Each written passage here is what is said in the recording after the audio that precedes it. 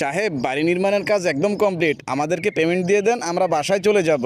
আজকে তো শুক্রবার আর ব্যাংকটাও তো বন্ধ ছিল, আর আমার হাতেও টাকা নাই। কালকে তোমাদেরকে ব্যাংক থেকে পেমেন্ট তুলে দিয়ে দিব।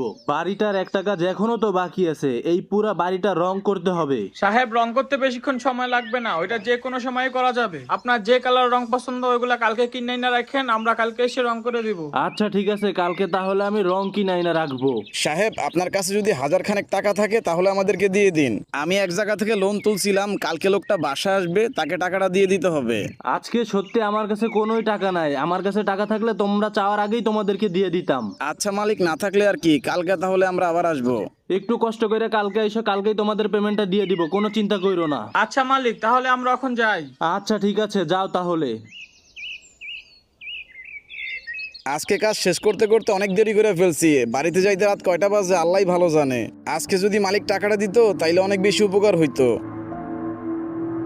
অর্ধেক রাস্তা আসতে না আসতেই রাত হয়ে গেছে। আর এই পাকা রোড দিয়ে বাসা যেতে তো অনেক সময় লাগবে। এর চেয়ে ভালো একটা কাজ করি, এই যে কাঁচা রাস্তাটা ব্রিজ দিয়ে ওইখানটা চলে যায়। এই নাজমুল, ব্রিজের উপর দিয়ে যাওয়ার দরকার নাই, এই জায়গাটা নাকি ভালো না। তুই চুপ করে পিছনে বসে থাক। এই জায়গা ভালো না কি হয়েছে? এখানে কি বাঘ ভাল্লুক আছে? এই ব্রিজটা ভালো না। এর আগে ব্রিজটা অনেকবার নির্মাণ করা হয়েছিল, যতবারই নির্মাণ করা হয়েছে ততবারই ব্রিজটা ভেঙে যায়। আরে বাদ দে তো এসব কথা। এই ব্রিজটা পার হইতে 2 মিনিটও লাগবে না, অযথা এসব কথা বাদ দে।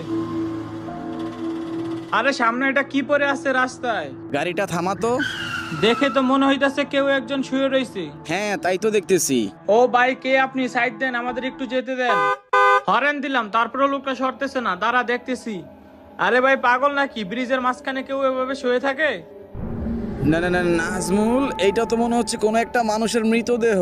হ্যাঁ রাসেল, সেটাই তো দেখতেছি। কেউ একজন লোকটিকে মেরে এখানে রেখে চলে গেছে। কি একটা বিশ্রী বাজে গন্ধ আসতেছে এই লাশটা থেকে। কিন্তু এই লোকটাকে কে এমন নির্মম ভাবে হত্যা করলো? নাজমুল, এই লাশটাকে একটু ভালো করে লক্ষ্য করে দেখ। এই লাশটার কিন্তু মাথা নেই। মানুষ কতটা খারাপ হলে এরকম একটা কাজ করতে পারে? কিভাবে মেরে ওকে এভাবে রেখে গেছে? আচ্ছা নাজমুল, চল গাড়িটাকে ঘুরিয়ে আমরা পাকা রাস্তা দিয়ে বাসায় চলে যাই। আবার কেউ যদি আমাদেরকে এখানে দেখে ফেলে তাহলে কিন্তু আমরা বিপদে পড়ে যেতে পারি। আরে হঠাৎ করে এখান থেকে লাশটা কোথায় গায়েব হয়ে গেল? কি সব অদ্ভুত কাণ্ড! হঠাৎ করে লাশটা ভ্যানিশ হয়ে গেল কোথায়? এইসব আমাদের সাথে কি হইতাছে? এই মাত্রই তো আমাদের সামনে লাশটা ছিল। যা হওয়ার হয়েছে, এখানে আর এক মুহূর্ত থাকা যাবে না। চল এখান থেকে তাড়াতাড়ি পলাই। তোকে আমি আগেই বলছিলাম এই ব্রিজটা ভালো না। তুই তারপর ওই ব্রিজের এখান দিয়ে অটোটা নিয়ে আসলি। চালু করে স্টার্ট করে এখান থেকে গাড়িটা ঘুরিয়ে ফেল, এখান থেকে যেতে পারলেই বাঁচি। এই সময় আবার গাড়িটার কি হলো? গাড়িটা স্টার্ট হচ্ছে না কেন? নাজমুল, তাড়াতাড়ি কর, গাড়িটা তাড়াতাড়ি স্টার্ট দে।